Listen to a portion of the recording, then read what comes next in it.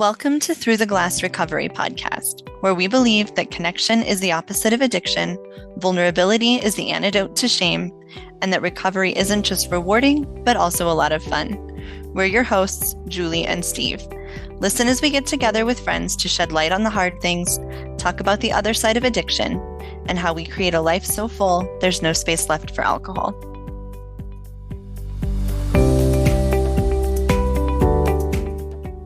In this episode, you'll hear about what changes we've experienced in our friendships since getting sober. Once we take alcohol out of the equation, we begin to see that some friendships fall by the wayside, while others really begin to thrive. We talk about making new friends, about accepting the loss of old friends, and we talk about how we've become more kind and present in our friendships. Throughout the discussion, we prove that sobriety is the pathway to authentic friendships. Before we get into the episode, if you enjoy the content here, we just ask that you take a minute to rate us or leave a review on your favorite podcast platform, because it really does make a big difference in how many people get to hear the episode. We are here tonight with our friends Debs, Ben, and Brian. I'm going to have you guys all introduce yourselves first really quick. Debs, do you want to go first? Yeah, hi listeners. I'm Debs. I've just turned 60 last week. I am in Melbourne, Australia, and I have been sober for 22 and a half months. So January will be 2 years. And my background was in sort of sales and management, and I think we can all agree it was kind of stressful and a very high drinking environment. I think I'll just leave it at that for now. Yeah, that'd be a hard one to break out of. And happy birthday, too, by the way. Thank you. Happy birthday, Debs. Don't, Steve. We've done the singing. Thank you. So next we'll have Ben. Introduce yourself. My name is Ben. I'm 44 years old and live in New Hampshire. I'm currently at 403 days sober. And got a wife, couple of boys, and that's it. Yeah. Awesome. Thank you for being here. Thanks for being here, Ben. And then Brian, who's back for the fourth time, I believe. Fine. Yes. Thanks for having me back. My name is Brian. I am 131 days sober. This is my fourth time trying to get sober. I've been on this journey since 2015. I live in northern New Jersey. I have two young daughters, and I'll keep it short and sweet too. Awesome. Cool. Well, thanks for being back. It's really nice to see you all. Thanks for being back, Brian. For our topic tonight, as we move further along in our recovery, we see the skills we learn begin to filter out into our relationships. Sometimes this affects our relationships in a positive way, and sometimes it makes them more difficult to navigate. Tonight, we're going to focus on friendships. How have your friendships changed throughout your recovery? What are some of the benefits, and what are some of the difficulties that you've experienced? Oh, I can start with this one. And the reason I can is for your listeners, you guys know, but the listeners don't. I relocated from America back to Australia, and I'd been in America 20 odd years. And even though I'd traveled back and forth, my friends have never experienced me drinking. They've experienced me drinking a lot. Sober. I've got drinking on the brain because we're talking about it. But they'd never seen me sober in my entire life. And I thought this is going to be interesting. It's been varied. My closest friends to me have been extremely supportive. In fact, my very best friend, her son went up to her and said, "Hey, Mum, has Auntie Debbie changed?" And it's really interesting their perspective of you, because my first thought when I was going to give up drinking was, oh God, I'm going to be so boring. What am I going to do? It was like I needed the drink because I thought that made me vivacious and upbeat and social and all the things that we think alcohol does, and it just completely lies to us. And she said, no, she's exactly the same. She's just a better version, which was really nice because she's known me since she was 14. My other girlfriend turned around and said that I'm not a people pleaser anymore, just out of the blue, the first time she'd seen me. And I said to her, that was really interesting that you picked that up. And I had another girlfriend who I saw when I first arrived back home, who she's sort of on the outer circle of my friendships, but she was always someone that I would sit, drink, do long lunches and talk with and basically drink a lot with. I went to lunch with her, and when I was telling her about doing podcasts and, you know, all the things that we do with Zooms and everything, she said to me to get a life, which was really interesting. And she cut the lunch. I think she lasted an hour and 10 minutes. And normally we would be there 4 hours. So, you know, it's varied. But the ones that mattered to me that were closest were definitely so supportive and said, good on you. And as a result, my best friend's husband is now 80 days sober. He rang me and said, I have an issue. Can you help me? So you never know, right? It's been a missed bag, but hey, Yeah. I'll take it.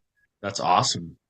That is really cool, especially about her husband. That's just really neat. That's really inspiring. You never know who needs to hear your story. It's so cool. Yeah. And when you get to the stage where you own it, there is no shame in this game because you become such a better version of yourself. I know that I am a better friend. They can trust me more. Even my sister, you know, there was a point where I've said it before where she wouldn't have allowed her young children to get in the car with me. Now that's not an issue. And the greatest thing, as I said, has come out of sobriety is I can trust myself as well. You know, and after a while, you don't miss it because you don't want to go back to feeling all the negatives, the anxiety, especially the anxiety that alcohol brought into my life in addition to work. It was almost debilitating, you know. But I know now that I am a better listener than I was before. And I'm a lot different in some aspects. But I really realised I'm not as extrovert as I thought I was. You know, I'm quite happy to sit back. And then there's certain people, I've been to a lot of social functions lately where I sit back and just go, oh my God, you're full of shit. And I think to myself, how hypocritical, because I think that used to be you. You see a lot of what you used to be like in others, and they're not attractive traits. They're just not. It's interesting, isn't it, when you see that and you're like, oh crap, that was me. And then you realize how unattractive it actually is too. You're just like, right. Whoa. You see all of the habits and all of the same mannerisms and the same you could pack that all in one night and you're like, wow, that was me, you know, 5 years ago. And you can see it unfold. You could literally see it unfold. Yeah. The attitude change, the repetition, you know, it's just, it makes you glad that you're not there anymore. Yeah, you know, and there's the pretense around it too. You know, people have said, oh, I feel like I'm imposter syndrome. I never did. I just thought it was just, especially here in Australia, it was just part of growing up. But I didn't need the enhancement. That's the whole thing. That just put me into the kind of revolting stage, to be honest with you. And there are with people that are drinking now, and if you're in denial, look, that's fine. You know, some people I know will never wake up. A lot of people have defended themselves and said, well, I don't have a problem straight away. And I haven't even said anything except that I'm not drinking. Mm-hmm. But some people still think they can moderate when I think we can all look at some of our friends and say, you can't, but that's not up to me to tell you. You know, I can actually see now where exactly all my friends are in their level of drinking. And the majority of them do have an issue, but as like with myself, took me a long time to actually get to the point of saying, you know what, enough's enough. I'm tired of being sick and tired. Yeah. It's your own journey. Yeah. Mm-hmm. I think you talked about worrying about if you were going to be fun or what that would be like when you quit. And I know for me, I used it to be more outgoing and to be more fun and all of those things that I felt like I needed to be. And I've just started realizing I don't have as much fun with some people now because the fun was me being drunk and being the entertainment. And now that I don't do that, it's just not as much fun to spend time with some of those people. And at first, I thought that meant I'm really actually not very much fun with that alcohol. But then I realized a bunch of us sober folks met up in Moab and I was fun. I had a blast. Everybody had a blast. Yeah. I feel like I was a fun person to be around. I actually verified that with a couple people because I'm so self-conscious about it. But it turns out I am kind of fun to be around. have to be around the right friends. I have to be around real friends that I can actually interact with. And I thought that was really interesting. I'm not as boring as I thought I was. Debs, first of all, you're very much an extrovert, so I don't know what you were talking about there. I don't care what you say, but I will. That's yeah. Uh, I, Talking about putting me in in the yeah. spot, Brian. But Okay, I mean, bang. maybe you were more so when you were. Anyway, I'll go. Everyone that I've told, I've not like come out and announced it to the world like on social media or anything like that. That it being that I'm sober, but I'm also not being shy about telling people, especially if it comes up organically. So I live in northern New Jersey, but I work my employer is based in the Washington D.C. area in Northern Virginia, and I travel back there periodically. And I lived there for like 14 years after college, so a lot of friends down there still.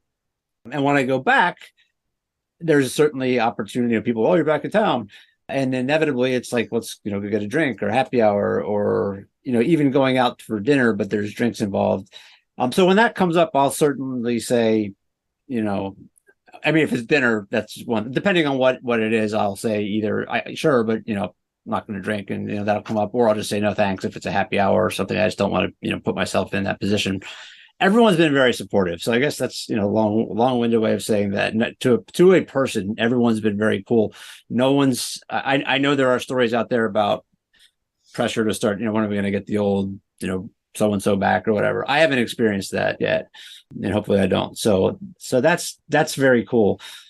Now, I've always had a very small circle of friends, though. I don't. I've never been a super social person, so I'm maybe not as exposed and in terms of those situations coming up because I don't have a big group of friends. But I do agree with what you just said, Julie. Even though my group of friends might be small, when I go back to Virginia, I find there are certain people that I could connect with and hang out with when I'm down there for a week or whatever, and I don't. And there are people up here in New Jersey that I really haven't even gotten to try to know. And it's because, whereas in the past I would have, but I guess where I'm going with this is a lot of, and this feels kind of cliche to say, I feel like, but a lot of the people that I hung out with, if it wasn't all about drinking was certainly very prominent, part of the relationship and probably something that was always there, whether we were getting together just to drink or whether we were getting together to, watch a football game or play soft, whatever. But there was, alcohol was always, almost always involved. So I think this, very much what you said, Julie, like, I find like I need to find at 46 years old, a new group of friends. They weren't bad friends before, but just that one big prominent commonality was drinking.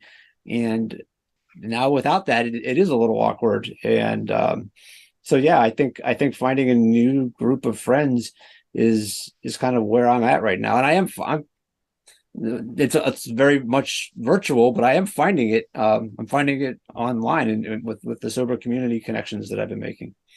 Mhm. It's like impossible though at our age to Yeah. just go out and find new friends. Like I'm so envious of people like Debs who have that long-standing friendship or in your case, like a circle of friends that you've had since you were teenagers. You guys have been through everything together. And Steve and I have talked about that too. I moved around a lot during those teenage formative years. So those friendships just never really hung on. And then, I mean, since then, I've moved a few more times and it is really hard just to make friends. Where do most people find friends? I mean, these days at our age, most people find friends like at the bar, which just isn't an option. There's not like play groups for 40-year-olds, which is a shame because I feel like that could be a lot of fun. But there's just no way to meet people. It's a really hard part of this, especially when you start, I guess, finding your true self and figuring out what kind of friends you really need. You can't just like go out and pick some up. It's really hard to do.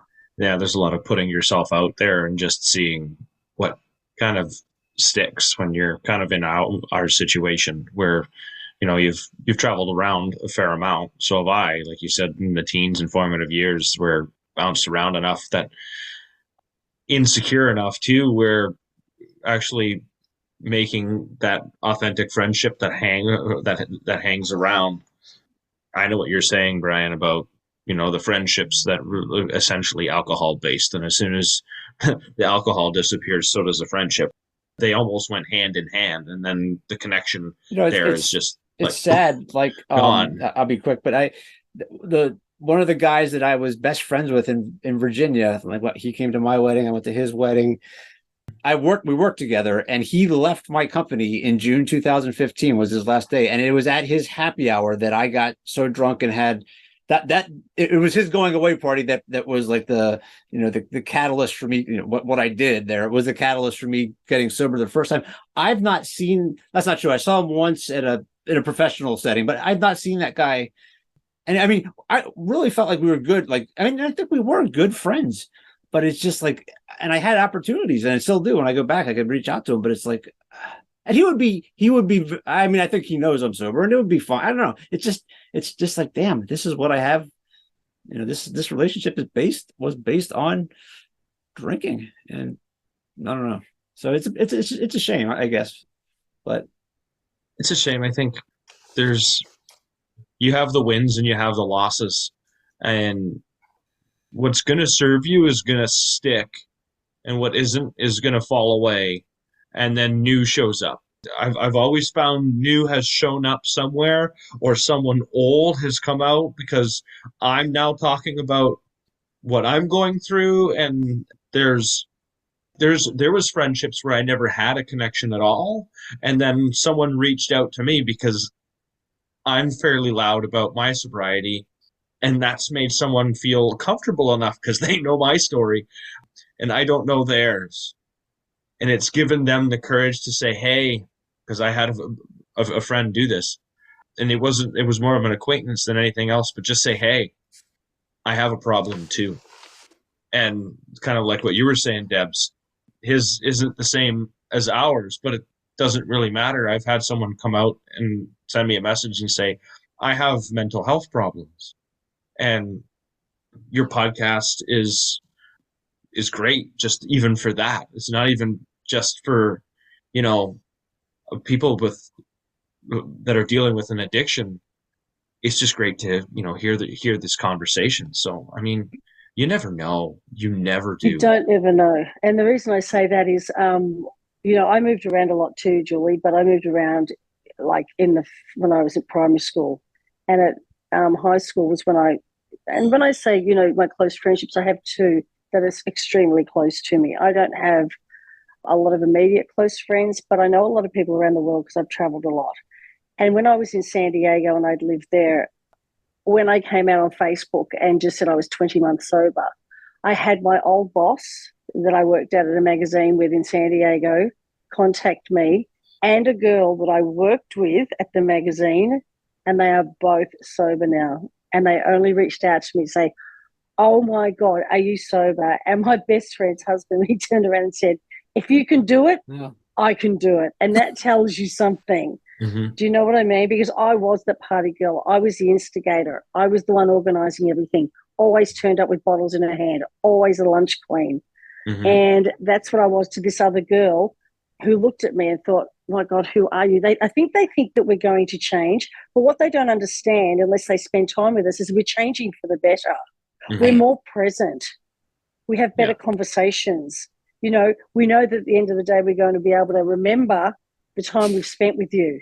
Mm-hmm. You can ring us and count on us at any given time. Mm-hmm. So, yeah, I mean, and I do hold those close and near and dear to me. One of my girlfriends drinks a hell of a lot, but I'm not going to get rid of her just because of that. I couldn't. She's like a sister to me. I've known her since I was 13. Yeah. Yeah. And it's good. I mean, she gave me a birthday card for my 60th with a champagne bottle on it. And I thought, well, good for you, because she's not treating me any different. And I don't want that. I don't want to be treated any different, because this is who I am now. Just roll with it, And I'm not really any different anyway, I don't think. Yeah. Just a better version, like I said. Hey, Ben, you've got some pretty incredible stories about you and some friends? Yeah, I guess the main thing that I guess that I've shared with you all is that I've been fairly vocal and open this go around. I think, I was just listening to one of your podcasts, Steve, when you said this is your first time quitting or trying to quit, right? I think you said, or saying your Mm-hmm. fourth. It's like, Yep. I don't even know what this is for me. Like, I would say 100th. I just keep saying 100th, but the first time that I've just really been open and telling anybody that's worthy of me telling, you know. So, listening to everything that you all just said, I think, Julie, you said that you feel like it's hard to make friends in this day and age, but like, how much time do we have? Like, I don't have time for a lot of friends. And quite honestly, I mean, this when people say like I'm a lucky alcoholic or whatever the terms are, like this setting right here and in these Zoom rooms and IAS and all this stuff. I mean, I've made more friends than I quite honestly even need, just organically in a year. Yeah. It's wild.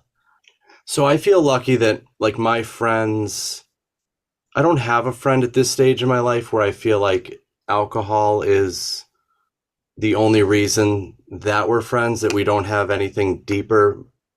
But like Brian said, I mean, everything that we did had drinking, so the decisions that I've made, we have the annual ski trip.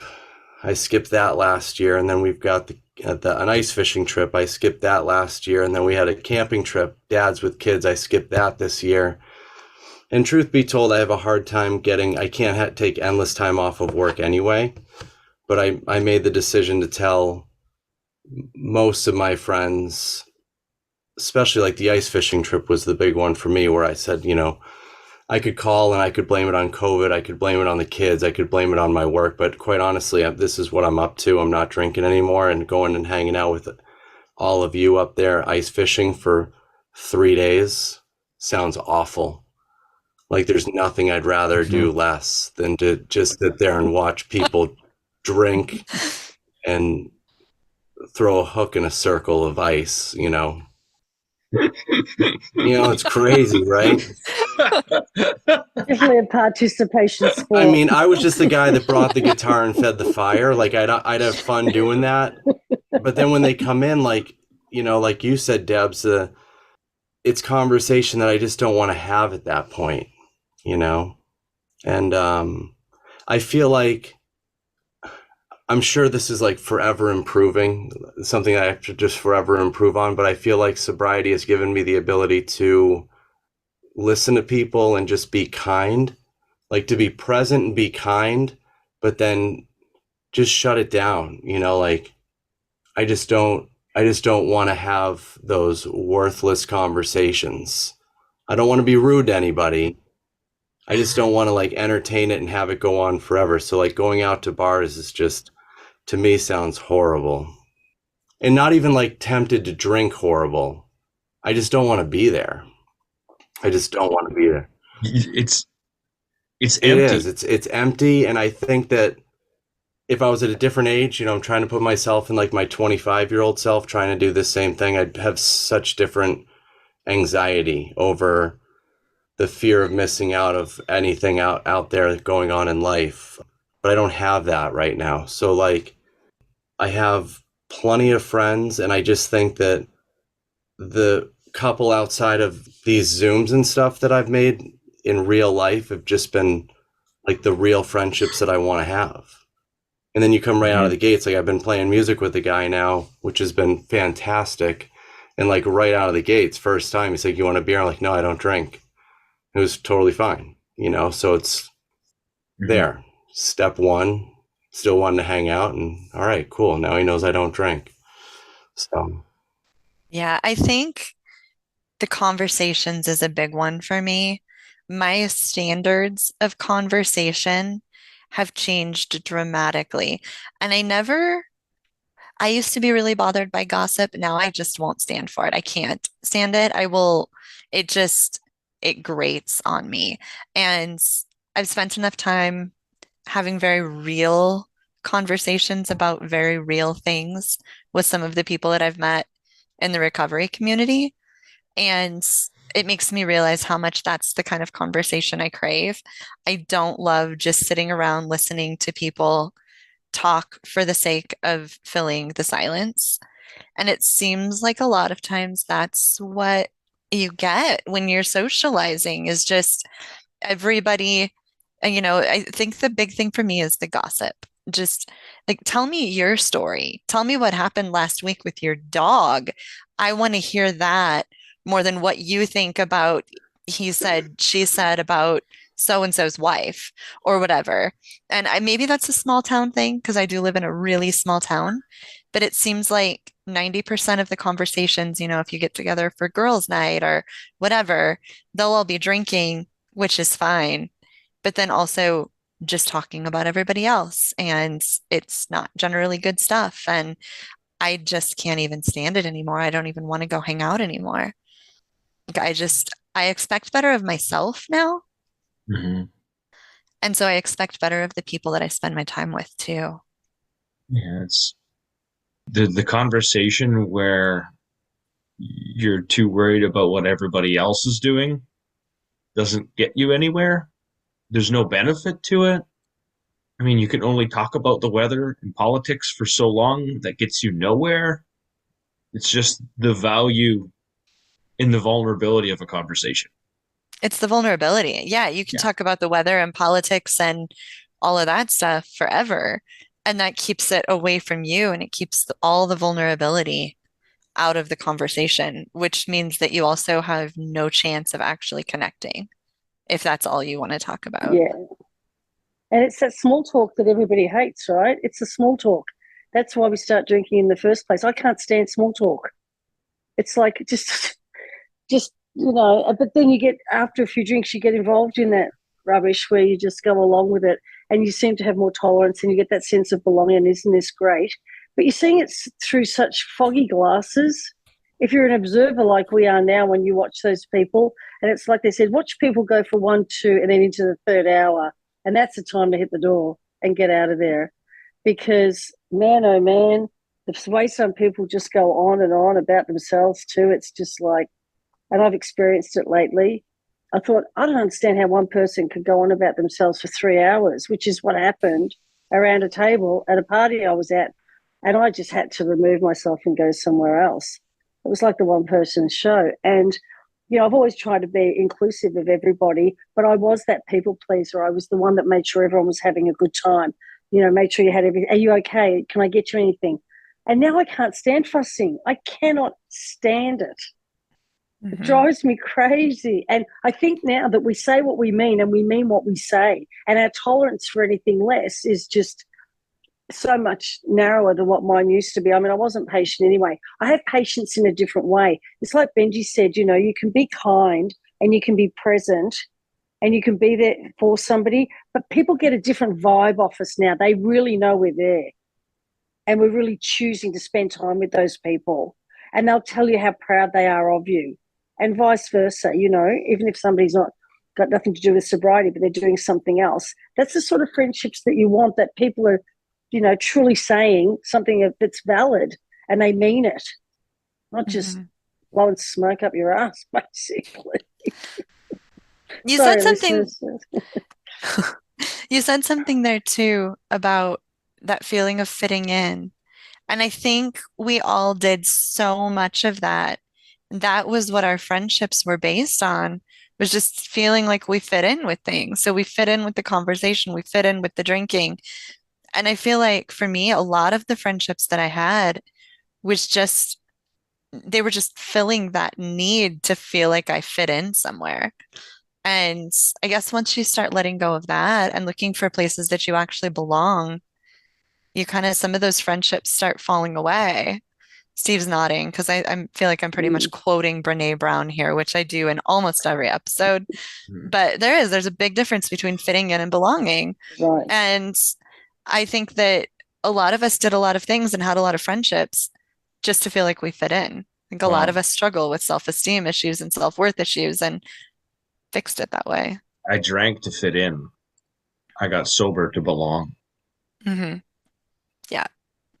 And how often do we hear that, guys? But everybody that comes into the rooms and when we talk in a grander scale, I hear it all the time.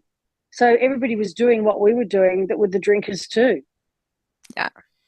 What you just said, like the tolerance that we had for the conversation. Mhm.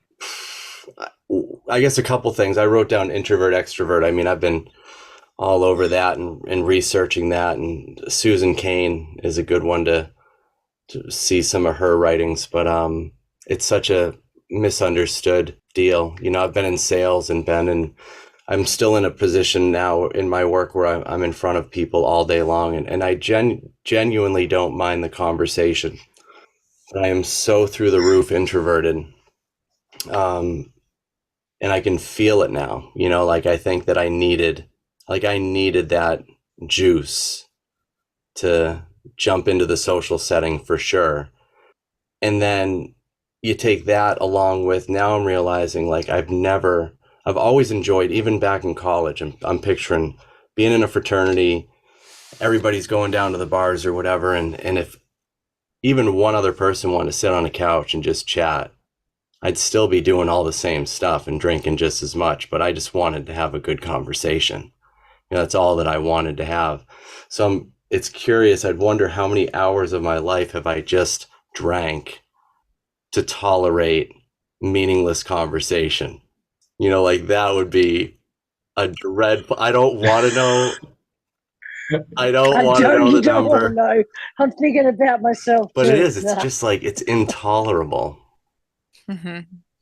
Yeah, it's pretty wild. You know, I think taking ourselves. I'm sitting here and thinking though, like taking ourselves out of who we are and the age bracket that we are, and you know, I think this is a real problem, especially again going back and picturing like in my 20s, if you're too shameful or whatever, or you're not cool enough to admit the truth of that you have a problem and you have no one to talk to and you feel like your friendships require this, you know, that's a different animal. I feel lucky right now to Mm-hmm. be sitting right where I am, and I went through all those years of struggle and unwillingness to tell anybody, but I just feel lucky.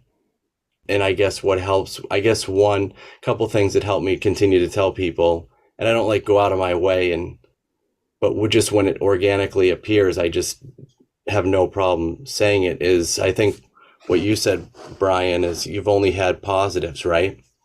Right. I've only had extremely positive responses. So that just continues to get me to just tell people exactly where I'm at, you know? And I think that however I'm delivering it now, it's just different. So I've only had a couple of friends that be like, you can have one. You know, I've only had that maybe twice in a year. So I'm clearly saying things differently. I'm not just like, oh, I'm, quitting for health. Then they'd be all over me. So it's almost like you got to just practice it, you know? Mm-hmm. Should we have role plays? Should we do some role plays? That No, I'm kidding. that would be fun. Yeah. Do you guys I mean you've all pretty much answered this already, but I wanted to ask it anyway, just to like explicitly put it out there. Again, I'm not super social. I feel like I'm very much introverted as well, Ben. So it's not like I'm turning down opportunities left and right, but I will not go to certain, even during my longest sober stint when I got, quote unquote comfortable with it. I'll still not put myself in certain situations just because, not because of the intolerable conversation, although I don't know, I like, I'm going to think about that now as well, but I more just because I don't want to put myself at risk. And I'm curious. And Debs, I remember the very first time I met you. You show up and you tell people at the beginning, "Hey, I'm here. If I disappear within n number of minutes, I'm gone. I'm not going to say goodbye. When it's time for me to go, I'm out. I'm here. Be happy that I'm here, but I'm not sticking around forever. Like so, I like that. But yeah, I don't know. I'm just kind of trying to ask a question that's just not coming out. Does anyone feel like your social interaction, you're not as willing to just go do, because like you said, Julie, what else is there to do besides go hang out at the bar or go drink? So I've definitely picked and chosen where I'm going to go and why. If I don't feel like I'm going to enjoy myself, then there's a good chance, like Yeah. Ben said, the ice fishing or whatever it is, like it's just an alcohol-based event. No, I don't need to go there. That's not a social interaction that I'm going to enjoy myself at, regardless of whether there's alcohol there or not. It's just like that is a place I'm not going to enjoy. I enjoyed it for the sole purpose of me getting hammered. That was Yeah. it, right? After that, the people there were great when I was drinking, but it was still alcohol based. So like I don't need to be there. It took me a little bit to be like, do I want to? Or is it something I should do? Am I required to be there? Mm. No. Do I want to really? You know what? Maybe this time I'm going to go and give it a try. I'm going to go and test those waters. And then when I go and test those waters, be like, no, I ain't doing that again. Right? Mm. This is a um, good point you bring up, Steve, because you said very, very classy. Do I want to go or do I need to go? Now you are all facing Thanksgiving tomorrow, right? And I talked about this in the Zoom on Tuesday. Is it something that you want to do or is it something that you're all obligated to do? Because you're going to mix with people there and it's, again, alcohol based in a lot of households. yeah, Mhm. and I think that's where it comes to, okay, if it feels like it's an obligation, come prepared, test the waters out, and then have your exit plan or whatever that may be, Yep. right? Yep. Just Yeah. like you said, you do, if you need to do the Irish exit, you do the Irish exit, right? That's just you know, and I mean everyone's going to have their own version of whatever that looks like. I think that we have to get really honest with ourselves and decide if it's something we think is a good place for us to be, if it's a place Mm-hmm. we really want to be. And if the answer is no, we need to honor that and honor ourselves and just say, not today or not this time, and be okay with that too. I don't think we should feel guilty for it either. We don't even have to explain why. If it's too much drinking, if it's just not the kind of people we want to hang out with right now, whatever it is, there's no point in forcing ourselves to do things we don't have to do Agreed. just because we feel obligated. And really, most of the time, we're not going to be missed as much as we think we're going to be missed.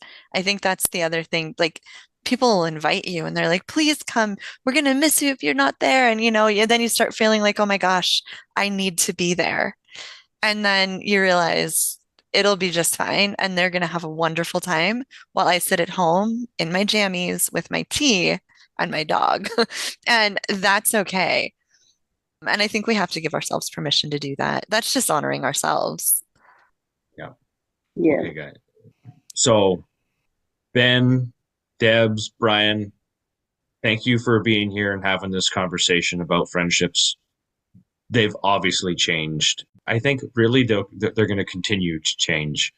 Sobriety, I think, is the pathway to authentic friendship.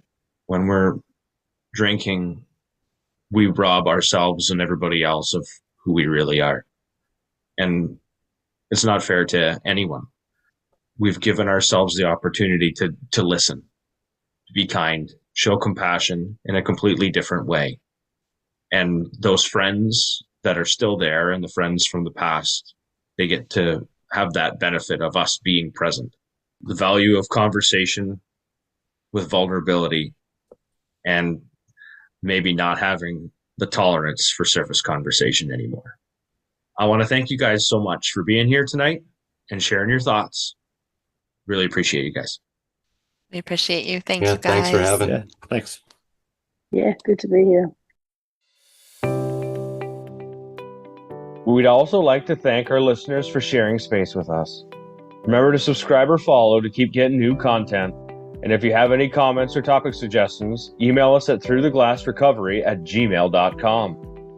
We'll see you next time as we continue to explore life on the other side of alcohol.